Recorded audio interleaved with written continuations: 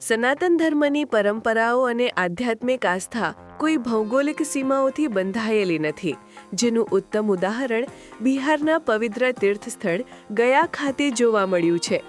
અહીં પિતૃપક્ષના પાવન અવસર પર રશિયાથી આવેલા શ્રદ્ધાળુઓના એક સમૂહે તેમના પૂર્વજોની આત્માની શાંતિ અને મોક્ષ માટે હિન્દુ વિધિ વિધાન અનુસાર પિંડદાન કર્યું હતું. પરંપરાગત ભારતીય વસ્ત્રો, ધોતી અને સાડીમાં સજ્જ આ વિદેશી શ્રદ્ધાળુઓ ફાલ્ગુ નદીના કિનારે આવેલા દેવઘાટ પર વૈદિક મંત્રોચ્ચાર સાથે શ્રાદ્ધની વિધિઓ સંપન્ન કરી હતી. આ રશિયન શ્રદ્ધાળુઓની સાથે યુક્રેન, સ્પેન અને અમેરિકાના નાગરિકો પણ જોડાયા હતા, જે દર્શાવે છે કે સનાતન પરંપરાઓ પ્રત્યે વિશ્વભરમાં આકર્ષણ વધી ગયું છે.